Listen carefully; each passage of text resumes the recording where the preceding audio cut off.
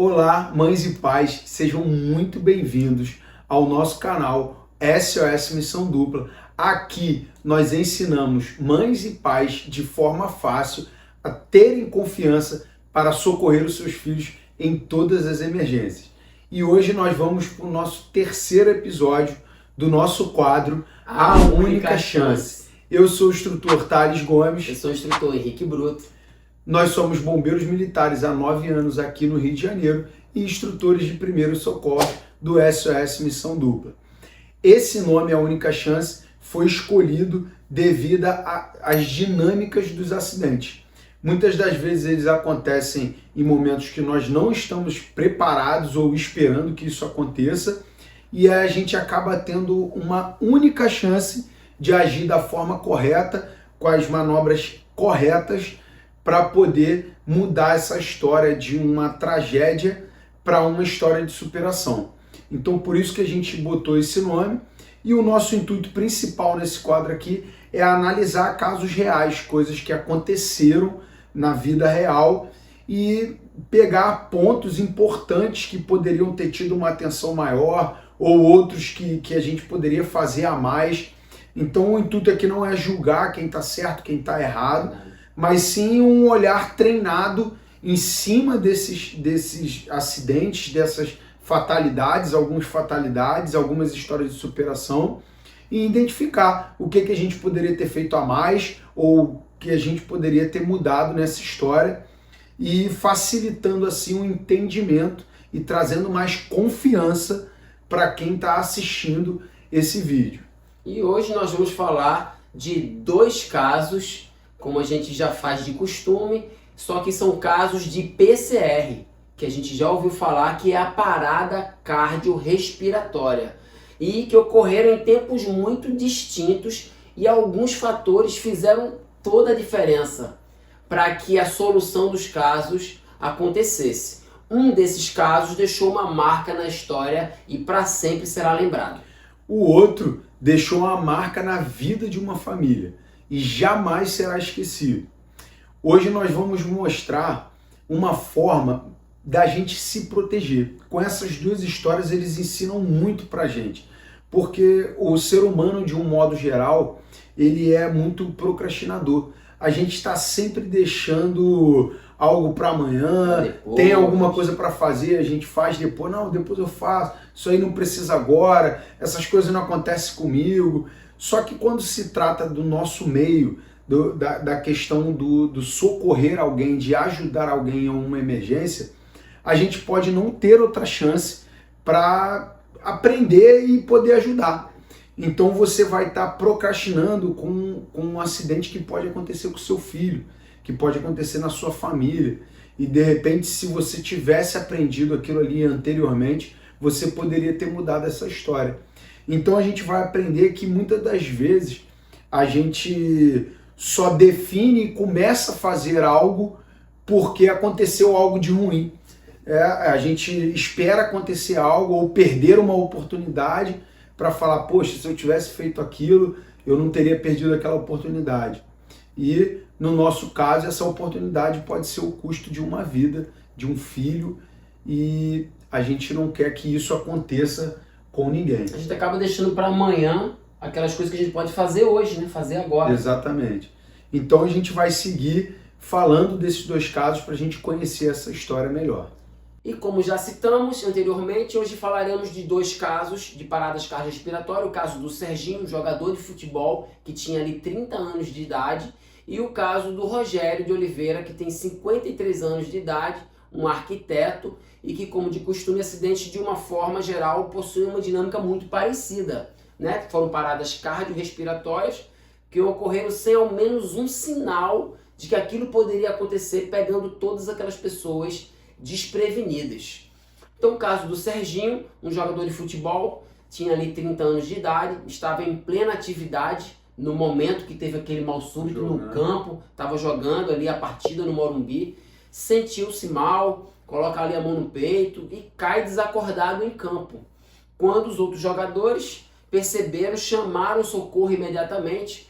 Aí os médicos chegaram ali do clube, entraram em campo, fizeram as avaliações iniciais, solicitaram uma ambulância e mesmo estando ali, houve uma demora para a remoção da vítima em direção ao hospital, que ficava apenas a 5 minutos do campo, como nós vamos ver. Observe o jogador Serginho aí, ó, ele bota a mão no peito e cai. Bate até num jogador ali do adversário, que acho que é uma coisa comum. O goleiro já identifica algo e chama, e aí todos os jogadores começam a chamar a equipe médica, que se prepara para chegar ao local.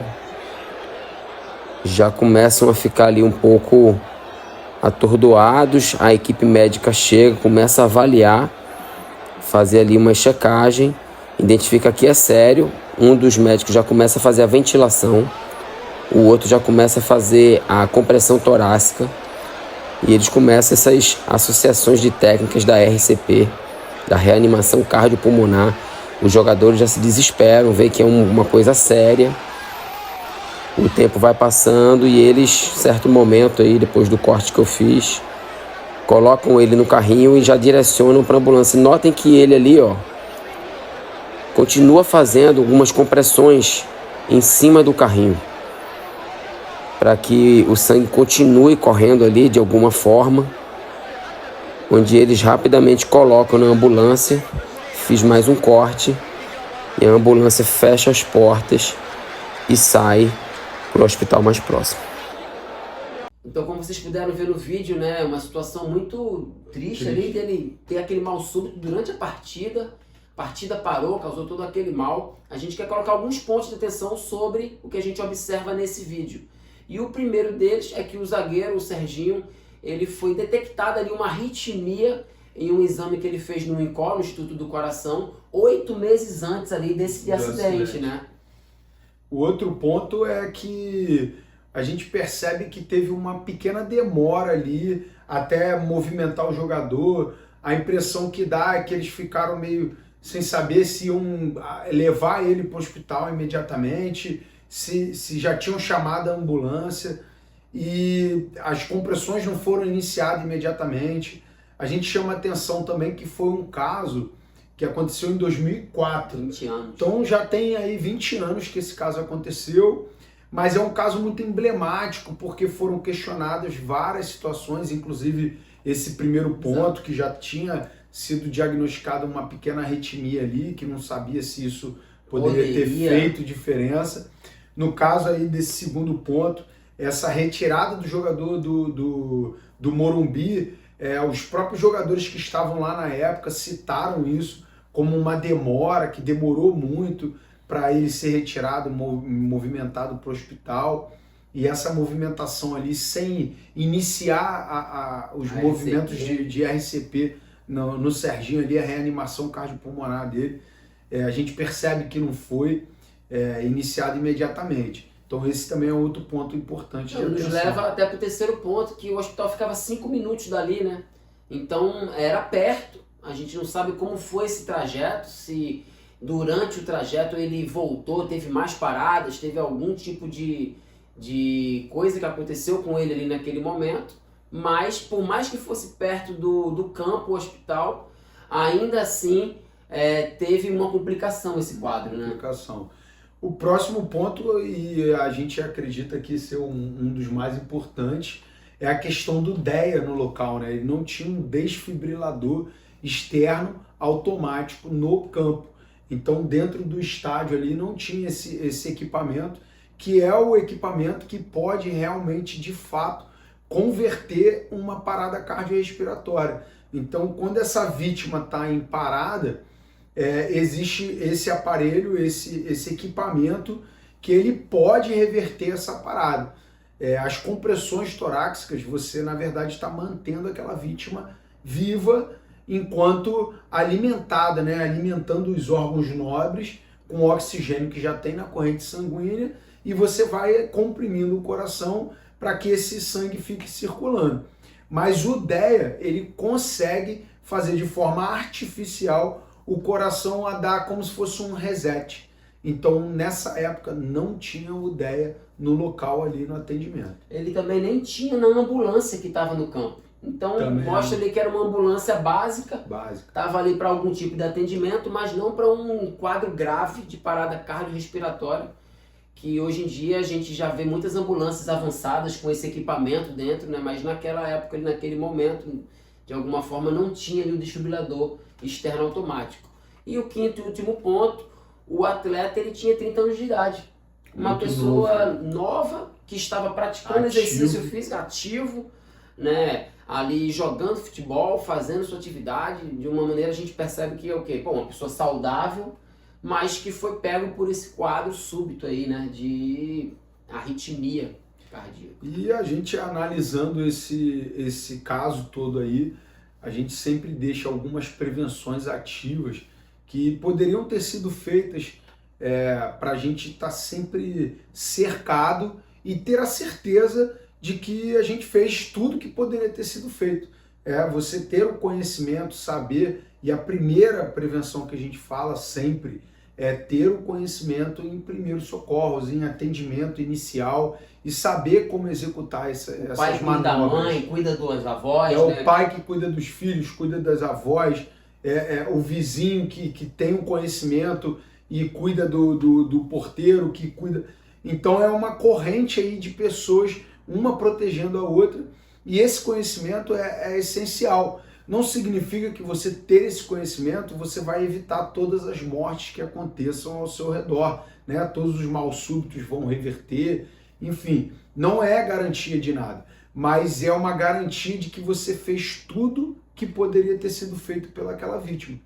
Então, quando a gente tem um filho que sofre um acidente, que passa por um momento difícil como esse, nós como pais e mães temos a obrigação de oferecer o melhor atendimento para essa criança, que é o nosso filho. Então a gente tem que estar ali pronto para proteger. Então o conhecimento em primeiros socorros, nesse caso, faria mais diferença, né? Se todo mundo tivesse o conhecimento, o próprio jogador que estava ali do lado, que viu ele cair, ele já poderia ter chegado, ajoelhado e iniciado as compressões até a chegada dos médicos ou da ambulância, seja lá quem for.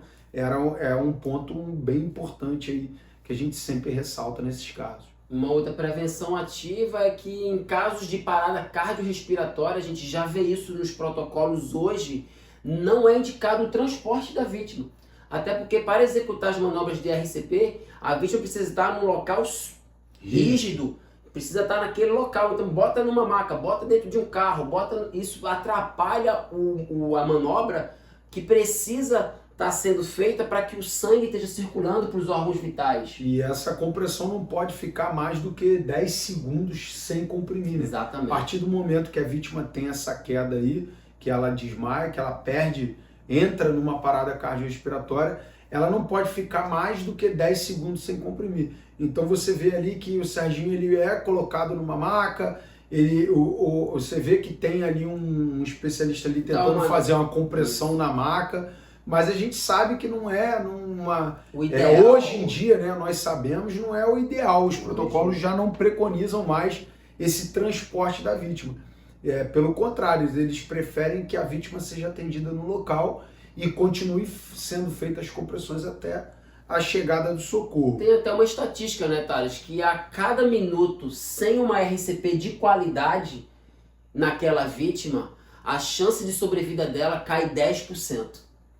Exato. Então você vê que mesmo o hospital sendo muito perto, 5 minutos, se ele tivesse sido levado imediatamente para o hospital, ele já perderia 50% de chance aí de vida, né, nesse momento.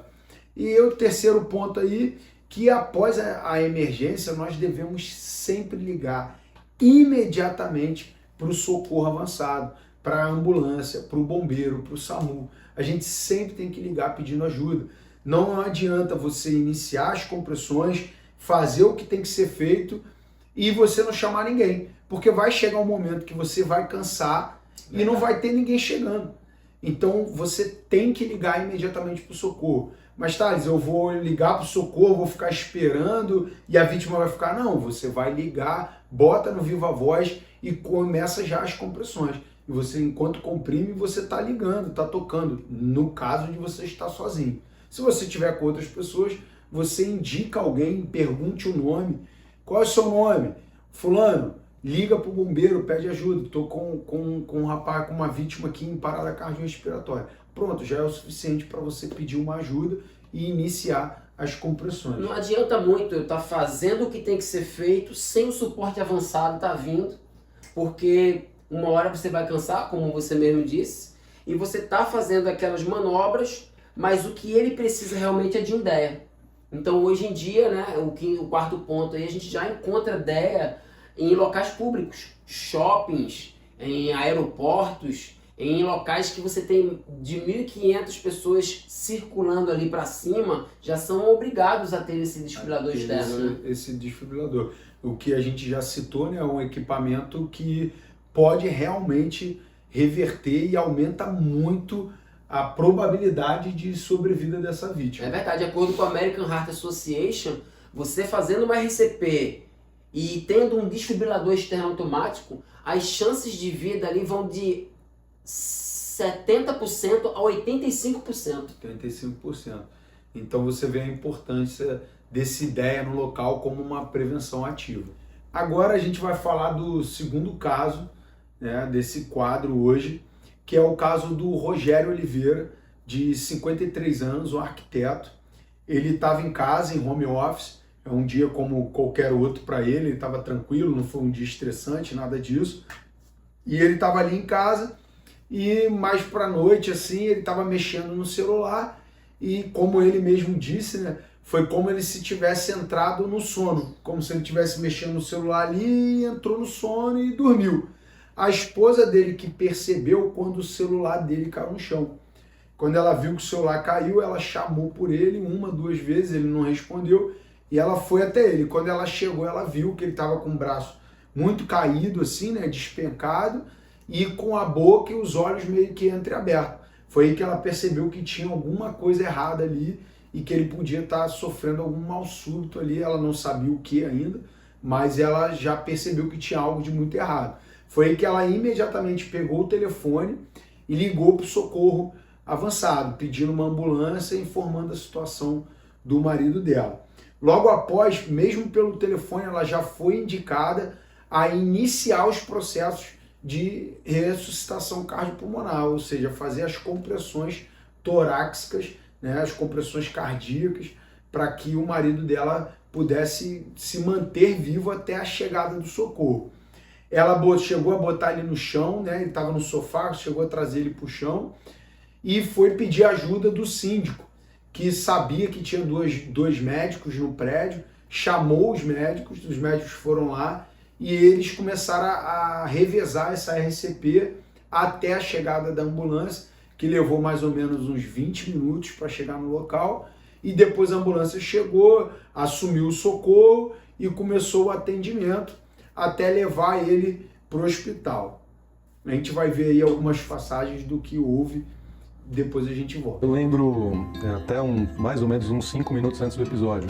Você tinha tido esse dia normal, estava no sofá e não sentiu nada. Foi como se você tivesse caído no sono. Aparentemente sim, né? Porque como eu não lembro desses últimos 5 minutos, eu não sei nem como eu apaguei. Quando eu olhei, ele estava caído, daquele jeito dobrado, mas estava com os braços soltos e o olho semi-aberto e a boca também. E parado, assim, e não respondia. Como se tivesse tirado da tomada. Como se tivesse tirado da tomada. Já peguei o telefone correndo e liguei pro resgate, pro 193. A Cláudia contou com a ajuda do síndico e de 2 médicos que estavam ali na hora. Eles se revezaram na massagem cardíaca. Aí chegaram daí 2 carros de bombeiro. Vieram primeiro os socorristas, né? Assumiram aqui, começaram eles a fazer a massagem cardíaca. E depois chegou o médico, então ele já foi entubado aqui mesmo em casa. Tomou um monte de injeção, de adrenalina. Foi quando eu liguei pra irmã dele. Falei, cara, é sério, eu tô muito nervosa. O seu irmão teve uma parada cardíaca aqui, tem um monte de médico aqui, o bombeiro tá aqui, mas estão dando 3º choque nele, ele não volta. Além das injeções que o Rogério tomou, ele tomou choques com desfibrilador aqui mais de uma vez, né? Ele tomou 5 choques. Rogério foi levado ao hospital, reanimado e estabilizado. Chegou até passar por um cateterismo, mas não teve infarto e nem um AVC. E mesmo depois de quase 1 hora praticamente morto, não teve nenhuma sequela. Bom, como vocês viram aí, né, o Rogério, ele tomou 5 choques durante esse atendimento e ele ficou quase 50 minutos a 1 hora parado nessa parada cardiorrespiratória E a gente vai ver agora os pontos de atenção que a gente levantou sobre esse caso. O primeiro, ele teve uma parada por fibrilação ventricular, que é uma parada que o DEA, né, que é o desfibrilador externo automático, consegue dar o choque.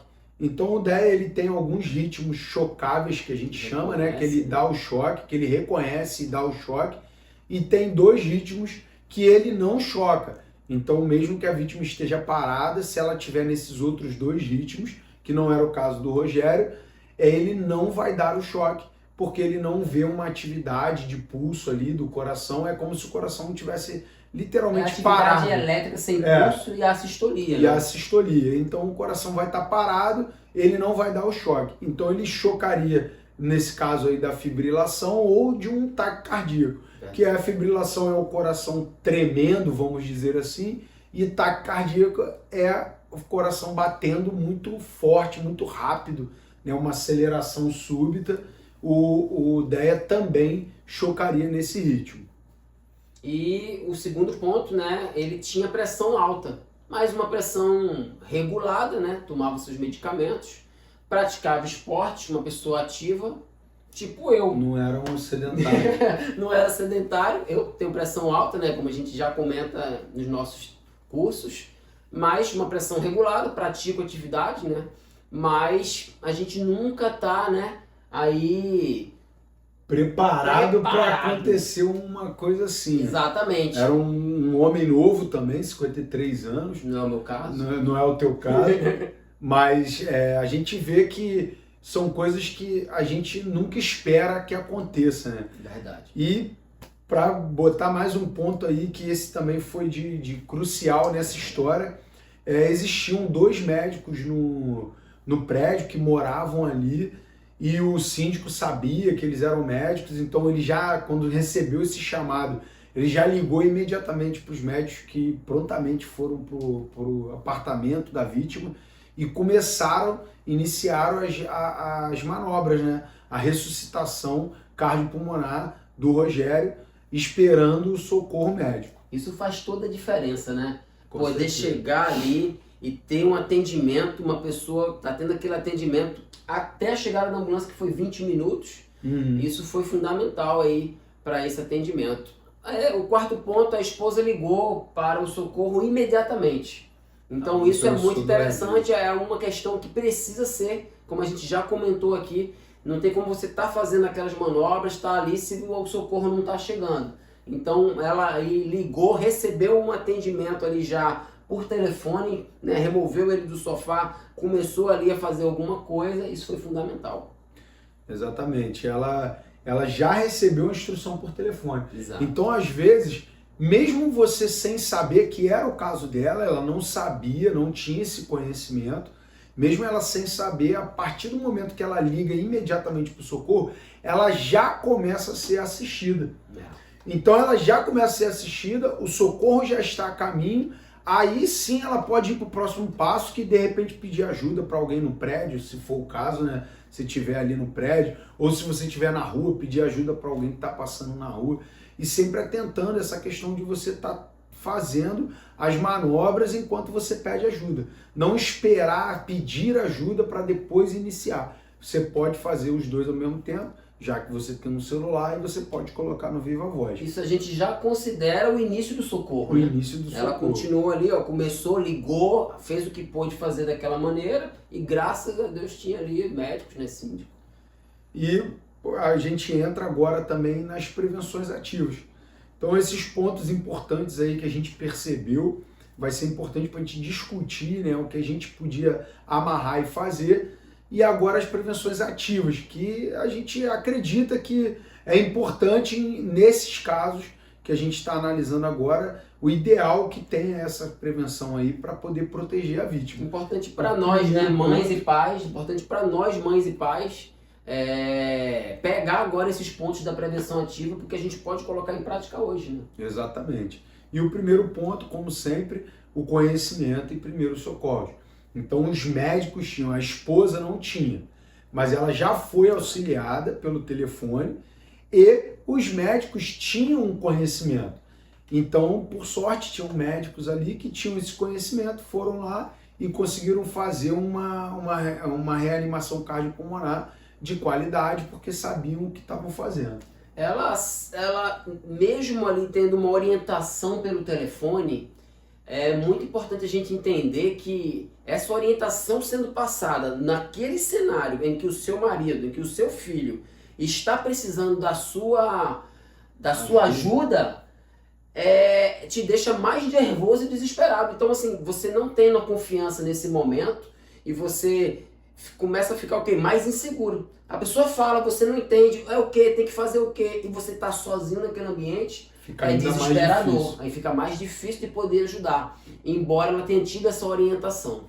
Uma prevenção aí que a gente viu importante, né, que foi o médico que deu entrevista e analisou esse caso. Do Rogério. Ele comentou, né, que em 90% dos casos de parada cardiorrespiratória, a pessoa apresentou algum sinal alguns dias antes, né? Às vezes até uma parada transitória, uma arritmia, né? O coração deu uma acelerada ali sem muito motivo, você estava sentado e de repente sentiu aquela aceleração e parou.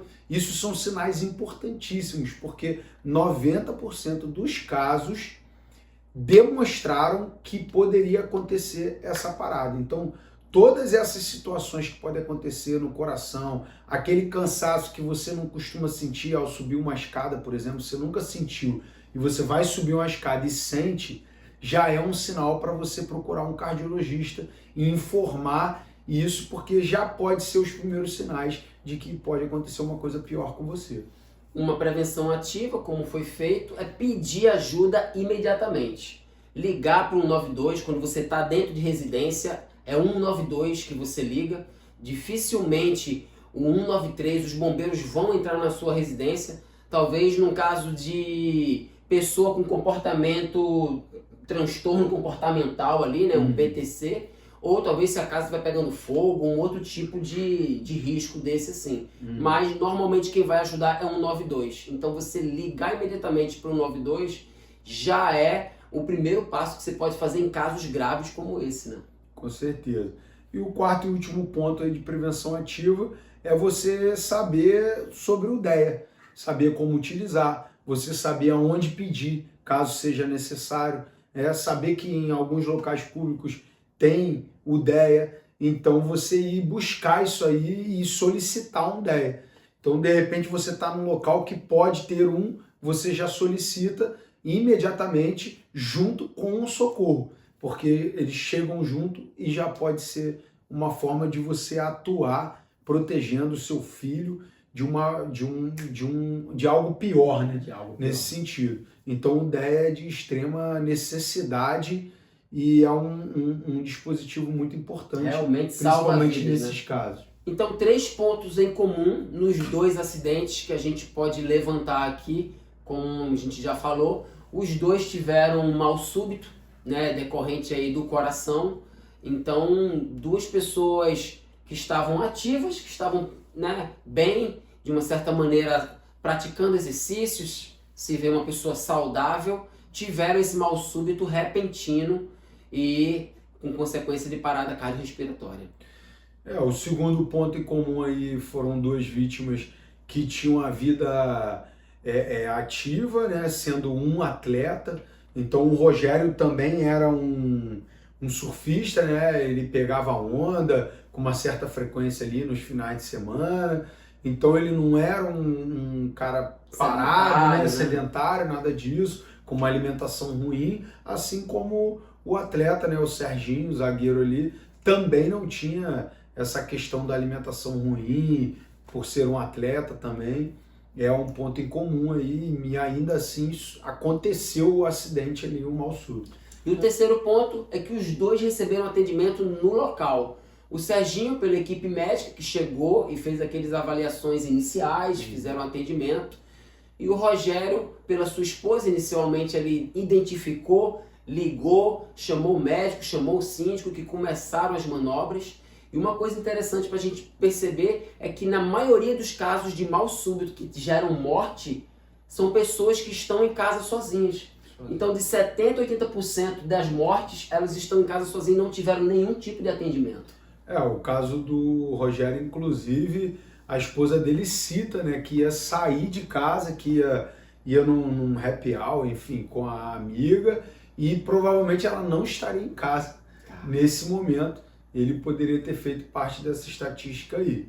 E o quarto ponto e último, mais importante, que a gente pegou em comum aí, foi que os dois eventos, após o acontecimento dos dois eventos, eles descobriram e começaram a olhar a importância dos primeiros socorros num atendimento de mal súbito.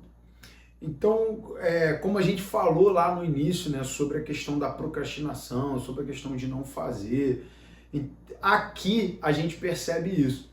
E no caso do Serginho, foi um caso emblemático, muitas pessoas ouviram falar sobre esse caso, foi um caso que comoveu o país, e naquele momento ali, eles perceberam, nossa, por que não tinha ideia naquele local? Por que não tinha ideia dentro do estádio?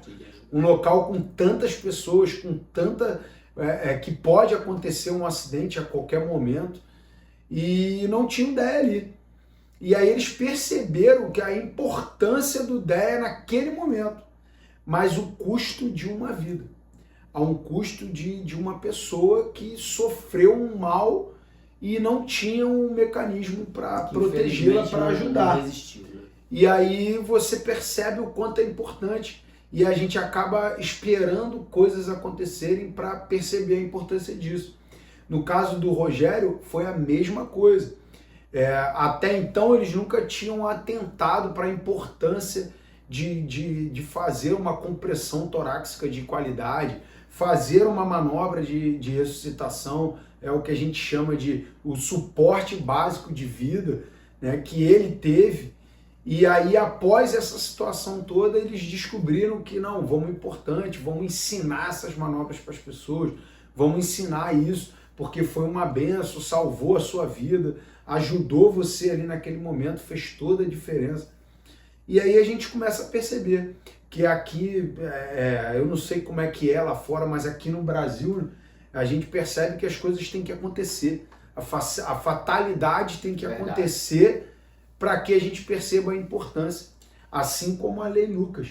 Verdade. Que foi algo que só surgiu porque uma criança de 10 anos se engasgou com uma salsicha num passeio da escola e foi o suficiente para que criasse uma lei federal para obrigar as escolas e locais que abrigam crianças a terem um treinamento específico de primeiro socorro. Porque muitas vezes a gente lê, começa a ser divulgado, não, isso é importante, vamos aprender. E aí tem aquela comoção e você vê vídeo, e você entende, vê algumas postagens, mas você meio que não vislumbra você fazendo uma RCP numa pessoa. Exato. E aí acaba que aquilo passa e você não tem confiança no momento desse. É a história que a gente falou da procrastinação. É quando a gente acaba procrastinando para não fazer. Porque na hora que acontece, existe aquela comoção, não, vamos fazer, vamos todo mundo buscar essa solução e tudo mais. Só que aí você começa a achar uma barreira aqui, uma barreira ali, um desconforto, e aí você acaba deixando para depois. E esse para depois pode custar muito caro. Pode custar muito caro. Assim como custou ali a vida do Serginho. A gente sabe que muitas coisas aconteceram, mas ele precisou morrer para existir alguém que olhasse e falasse, nossa, o DEA seria importante nesse caso. E o caso do Rogério, ele precisou ficar 50 minutos quase morto, morto ali, né, 50 minutos, para poder perceber a importância Receber o choque.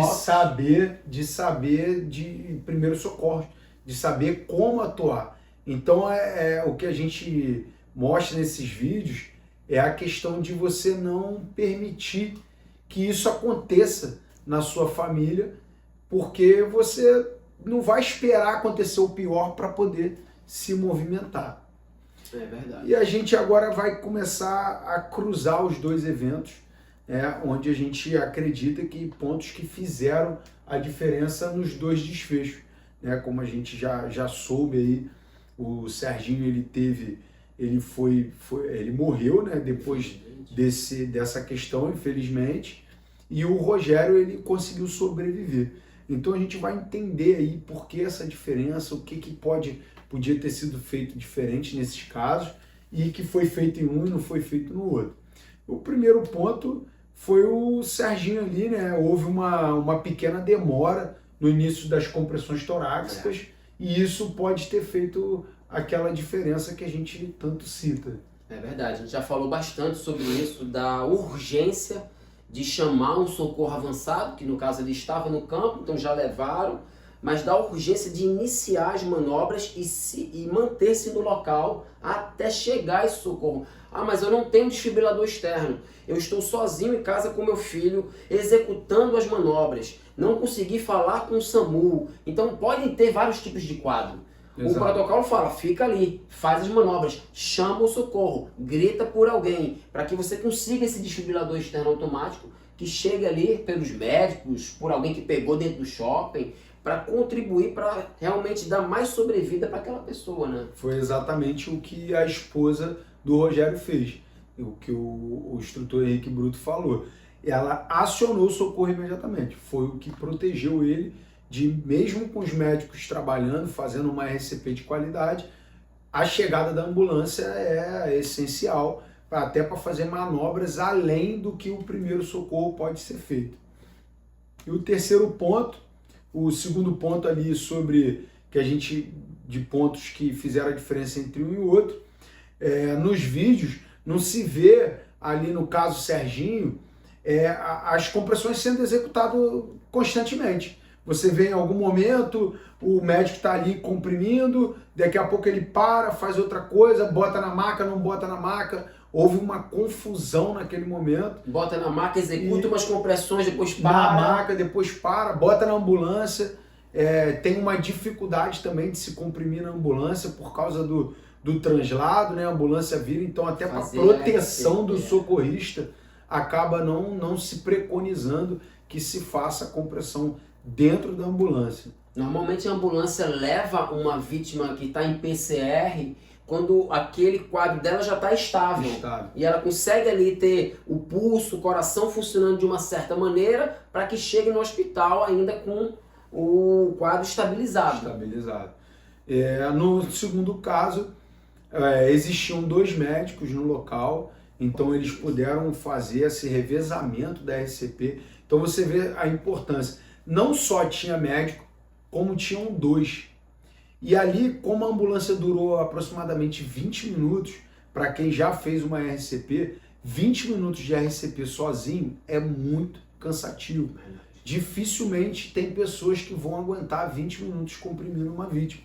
Então daí você vê a importância de você não estar sozinho aqui nesse vídeo, você não estar sozinho assistindo. Você que é mãe e está querendo aprender a proteger o seu filho, traz o pai junto, traz a avó, traz o vizinho, traz o amigo, traz o primo e manda esse conteúdo para o máximo de pessoas que você puder. Porque se alguém tem uma PCR do seu lado e você está ali socorrendo e tem outro que pode revezar com você, é uma forma de você também estar protegendo e ajudando a dar uma RCP de mais qualidade. A gente fala de RCP, mas a RCP é uma associação de técnicas. Você abre as viseiras, você ventila, você faz as compressões para aquele sangue circular com oxigênio. E no caso do Rogério, todo momento ele estava ali com o sangue circulando, com eles fazendo as manobras. E no caso do Serginho já ficou um pouco prejudicado isso, né? Exatamente. Então o terceiro ponto aí que a gente levanta é a questão do Serginho, como o Henrique já falou, que as manobras não foram tão efetivas assim. Nesse caso, não funcionaram. E no caso do Rogério, foi falado pelo médico que recebeu o Rogério dentro do hospital, falou que as manobras tinham sido feitas de forma exemplar, foram manobras bem feitas, que salvaram a vida dele de fato. E assim que chegou a ambulância também tinha ideia o que pôde fazer os choques para que, como o Henrique falou, dar essa estabilização para a vítima, para ele poder ser removido para o hospital. E o quarto e último ponto aí que a gente levanta sobre coincidências, né? Coisas que tinha em um, não tinha no outro, que poderiam ter sido feito em um, não foi feito no outro. Nem existiu ideia ali no local, né? Não existiu ideia no local. Nem na ambulância, no caso do Serginho ali, mesmo as manobras não sendo efetuadas com consistência e tudo, o DEA ali já poderia ter dado uma revertida, dado uma estabilizada no quadro dele. Se ele tivesse com essa questão da fibrilação ali, né, Exato. poderia ter dado um choque que poderia ter voltado, estabilizado ele para poder levar para o hospital. E no caso do Rogério, chegaram 2 ambulâncias que estavam equipadas com DEA, e aí pôde ser feito esse socorro com um diferencial maior. Então a gente tinha ali o DEA dentro de uma ambulância que chegou para o socorro para um paciente que já estava se mantendo vivo, que é a função do primeiro socorro. Não é somente salvar, é você evitar o agravamento daquela condição. Então, se a vítima está sangrando, você evita que ela fique sangrando até a chegada do socorro avançado. Se ela está parada, você faz o trabalho do coração dela comprimindo o tórax daquela vítima. Então, esse é o caminho do primeiro socorro. É para isso que a gente está aqui, para ensinar você, mãe, pai, a proteger o seu filho. De forma fácil, você aprende a proteger o seu filho e você, com isso, gera uma confiança para fazer e executar as manobras corretas da forma correta, no momento correto que seu filho mais precisa. E que fará toda a diferença no momento que ele precisa, como o DEA fez, provavelmente toda a diferença entre os 2 quadros que a gente pôde ver, os 2 episódios. E aprender isso é crucial, como a gente tem visto, como a gente tem comentado aqui. Então, no caso do Rogério, a gente vê, e por pouco ele não fez parte da estatística de mais de 320 mil mortes no Brasil por mal súbito. Então, algumas pessoas podem dizer aí que foi sorte, outros que foi obra do acaso, ou até mesmo um milagre, ou uma obra de Deus, como a gente acredita também, né? Exato, mas aí a gente começa a pensar, e o caso Serginho? Exato. Ele deu azar? Eu acho que não, né? Nós achamos que não foi um azar. Infelizmente, o caso do Serginho, nós acreditamos que foi algo para aprendizado, para nós aprendermos algo muito importante. Então, a morte dele provavelmente salvou milhões de vidas depois da morte dele, porque somente após a morte do Serginho que foi perceber a importância de se ter um DEA, que é um desfibrilador externo automático, em locais públicos. Então a gente precisou perder uma vida, uma família precisou perder um pai, precisou perder um esposo, né, um marido, um amigo, um tio, para poder perceber que era importante ter um DEA. Então você percebe essa questão da procrastinação que a gente fala. O Lei Lucas, a gente teve que perder um menino de 10 anos para criarem essa lei. No caso Serginho, perder a vida de um jogador novo, jovem, para criar a lei do DEA. E se a gente vê aqui as leis de São Paulo, que foram 2 leis que foram criadas logo após a morte do Serginho, uma é de 2005, que é a Lei 13.945, de 7 de janeiro de 2005, e a outra lei foi a 14.621, de 11 de dezembro de 2007. Então foram 2 leis que foram lançadas logo após a morte do jogador, que obrigando que locais públicos com circulação acima de 1.500 pessoas é obrigatório ter um desfibrilador externo automático disponível para o uso. Portanto, deixamos aqui os nossos questionamentos. No caso do Serginho, foi azar? Será que poderia ter sido evitado? Se houvesse um desfibrilador externo automático no campo, aquilo ali não teria acontecido, teria sido diferente? Não temos como responder essas perguntas, mas 2 coisas nós temos certeza como instrutores de primeiros socorros. Uma é que o desfibrilador externo automático não estava no local, e a segunda é que por causa disso, todas as coisas que poderiam ter sido feitas não foram feitas para salvar o Serginho, e nesse caso uma mãe também perdeu seu filho. E fica essa reflexão. Até quando a gente vai esperar a próxima fatalidade para nós, como pais e mães, entendermos a importância de você saber socorrer o seu filho em todas as emergências? Por isso que nós do SOS Missão Dupla, eu, Thales, estamos aqui. A gente não aceita isso, não podemos permitir que nossos filhos entrem numa emergência, numa parada cardiorrespiratória ou outra emergência que seja, sem ter uma pessoa ali que possa dar o primeiro atendimento, sem ter uma mãe treinada, um pai confiante para dar o primeiro atendimento para os nossos filhos, que é a pessoa que a gente mais ama nesse mundo. A gente não pode permitir que eles não tenham esse atendimento. Nós, como pais, não podemos permitir isso. E a gente está aqui para ensinar outros pais e outras mães a terem também esse poder e essa confiança. Então, fica aqui o nosso agradecimento para você que veio até aqui e assistiu esse vídeo completo. Compartilhe esse vídeo com outros pais, com outras mães, para que a gente possa alcançar o maior número de pessoas. Deixa aí o seu gostei, o seu curtir. Deixa aí nos comentários o que você achou desse vídeo, o que você quer no próximo Única Chance, algum acidente que você ouviu falar e aí de repente você quer que a gente analise, que a gente olhe, para que a gente possa juntos no nosso movimento cuidar dos nossos filhos e ensinar pais e mães de forma fácil a terem confiança para socorrer os seus filhos em todas as emergências. E juntos no nosso movimento, com o nosso método Confiança para Salvar, nós não permitiremos que nem mais uma criança sofra um mal súbito, sofra uma emergência e não tenha alguém ao lado dela para fornecer os primeiros socorros adequados naquele momento. Então venham junto conosco nesse movimento para que outros possam viver. Até a próxima, pessoal!